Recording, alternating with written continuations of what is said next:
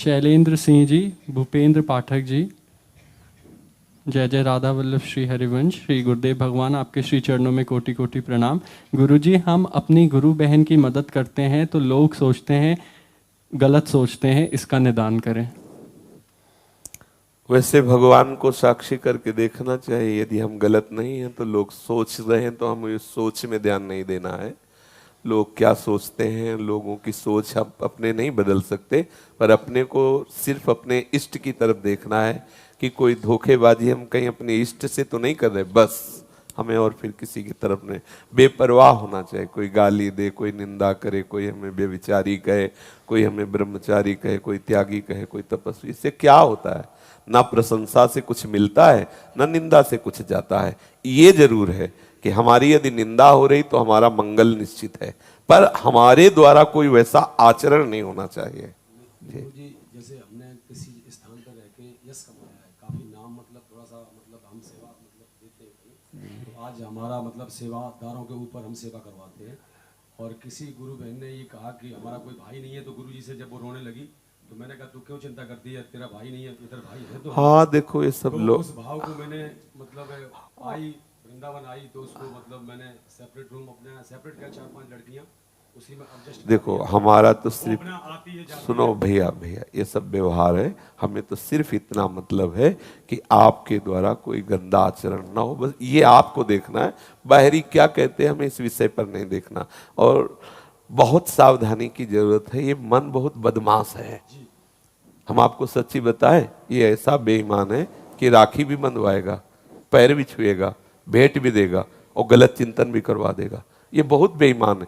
ये माँ कहेगा, मौसी कहेगा, जिज्जी कहेगा, पूजनिया कहेगा और गलत चिंतन करा देगा। ये बहुत विचित्र देवता है।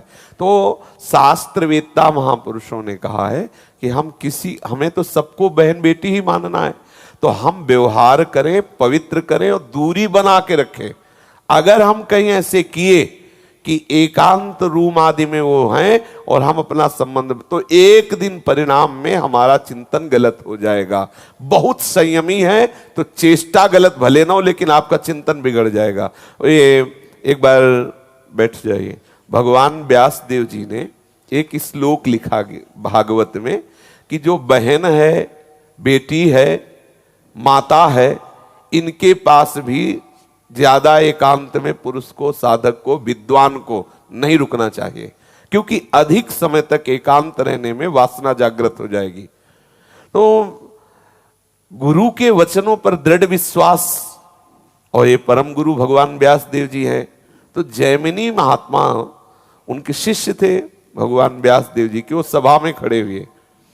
उन्होंने कहा कि महाराज, मुझे कम समझ में आया कि अपनी बहन के साथ, अपनी बेटी के साथ, अपनी माँ के साथ अधिक एकांत में रहने पर काम जागृत होगा, और वो भी विद्वानमपि कर्षति, विद्वानों की भी बुद्धि को खींच लेती है ये भगवान की दुरंत माया। मुझे कम समझ में आया। तो भगवान व्यास देव जी कोई ऐसे गुरुओं में तो है नहीं कि तर्क विवाद करें, तो उनका कभी अवसर आएगा तो हम समझा देंगे, अभी तो जिस प्रसंग को पढ़ा जा रहा है उसे पढ़ा जाए, ऐसा कह के टाल दिया। 10-15 दिन ऐसे चर्चा चलती रही। फिर एक दिन कहा कि मुझे बद्रिकाश्रम के आश्रम में जाकर के वहां विद्यार्थियों को करना, 15-20 दिन लगेंगे।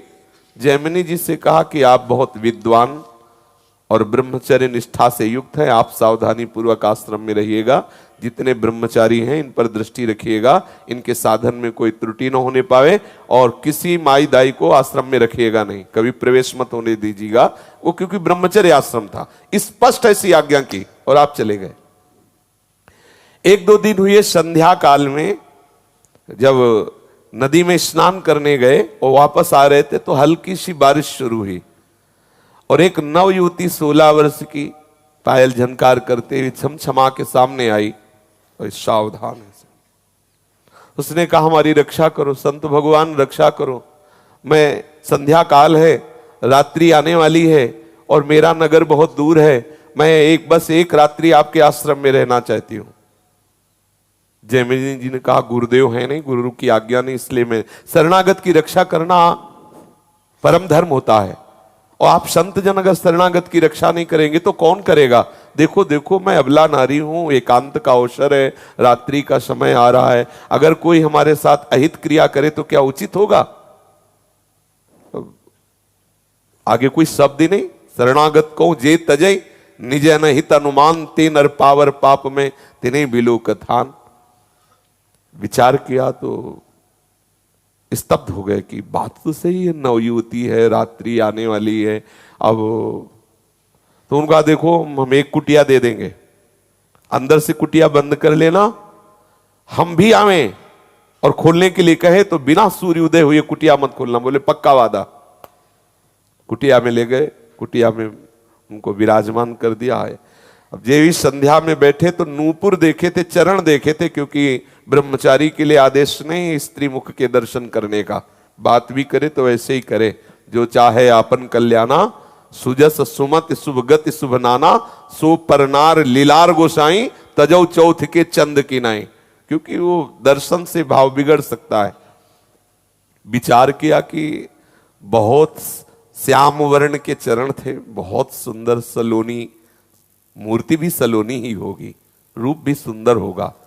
मुझे लगता है नवयुवती थी। लेकिन हमने ये नहीं पूछा कि तुम रात्रि में कहां से आ गई और तुम्हारा ब्याह हुआ है कि नहीं। ये बातें तो हमने पूछी नहीं। चलते हैं, पूछते हैं चल के। एक बार मन झिझका कि ऐसा उचित नहीं है, पर फिर मन में चिंतन बिगड़ा।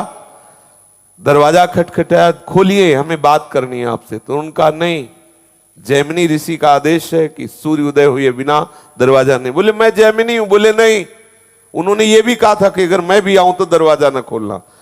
अब वहां कोई सीमेंट और सरिया से बने हुए मकान तो थे नहीं, झोपड़ी खपरेला यही होते थे ब्रह्म ऋषियों के। तो खपरेला ऐसे किया, कूद गए, देखा वो सुंदर रूप, देखते ही होश उड़ गए और कहा आपका ब्याह हुआ है? तो मुस्कुरा दिया और कहा नहीं हुआ। तो बोले जब तुम्हारा भी ब्याह नहीं हुआ, हमारा भी नहीं हुआ, तो ब्याह कर लें? हाँ कर लीजिए। सोचे कि ज्यादा समझाना भी नहीं पड़ा, हमारी बात ये समझ गई, तो कैसे ब्याह करें? तो एक शर्त हमने रखी थी, चाहे हमारा लड़कपन समझ लो, हमने एक शर्त रखी थी कि हमारा जो दूल्हा बनेगा वो मुंह काला करके वो जो नदी के किनारे देवी का मंदिर है वहां तक अपनी पीठ में बैठाल के ले जाएगा, मुंह काला कर। फिर वहां हम उसको वरमाला पहना देंगे, बस ब्याह हो गया। अंधेरी रात है, कोई बात नहीं, मुंह काला कर दो और हम हमारी पीठ में बैठो, हम घुटनों के बल ले जाएंगे। ले गए और देवी काली जी के मंदिर के समीप पहुंचे, 2 थप्पड़ मारे। और जब वो उतर के देखा थप्पड़ मारे तो देखा भगवान व्यासदेव जी क्योंकि और कोई नहीं, गुरुदेव ही थे। तो उनका कहो बेटा, तुम जैसे ब्रह्म ऋषि के लिए कोई लड़की क्या बहन बेटी नहीं है? तो जो शास्त्र में हमने लिखा कि बहन बेटी के समीप भी एकांत में बहुत समय तक, बोले गुरुदेव गलती पर ही, ऐसा ही है, बहुत सावधान। हमारे द्वारा सबका हित हो, सबका मंगल हो, सबके प्रति पूज्य भावना हो, ऐसा करना ही चाहिए। किसी भी बहन बेटी को कभी भी कोई आवश्यकता, कहीं कोई हमें सपोर्ट की ऐसी जरूरत दिखाई दे तो हम जरूर ये साबित कर दे कि हम उसके भाई हैं, हम उसके पिता हैं, हम उसके हैं पक्का, जिससे कभी कोई उसका अनाचार दुराचार की दृष्टि से न देख सके। भले हमारी पहचान न हो, लेकिन हम उसके सगे भाई के जैसा बर्ताव करें, ये हमारा धर्म कहता है, हमारा शास्त्र कहता है। पर हमारे द्वारा कहीं कोई ऐसी चेष्टा ना हो जाए कि जो हमारा शरणागत है, जो हमारे आश्रित है, हम उसका किसी भी तरह से धर्म विरुद्ध आचरण से चिंतन करें या शोषण करें। वह हमें इतनी सावधानी रखनी, दुनिया क्या कहती इसमें तो कभी फंसे ही ना। ये दुनिया ना राम को बख्शा ना कृष्ण को बख्शा, ये ऐसी है। जब राम कृष्ण हरि को नहीं बख्शा तो अपने तो जीव हैं, जीव की क्या बात। अपने साचे रहें, अपने सत्य मार्ग के पथिक रहे तो हमारा सहयोग भगवान करे। और जब हम सच्चे मार्ग से चलते हैं, कोई हमारी निंदा करता है तो हमारे सारे अंतःकरण के मल धुलते हैं, उसमें आनंदित होना चाहिए। बिना साबुन बिना पानी निर्मल करे स्वभाव, हाँ निंदक नीरे राखिए आंगन कुटी छवाए, संतों ने ऐसा कहा है।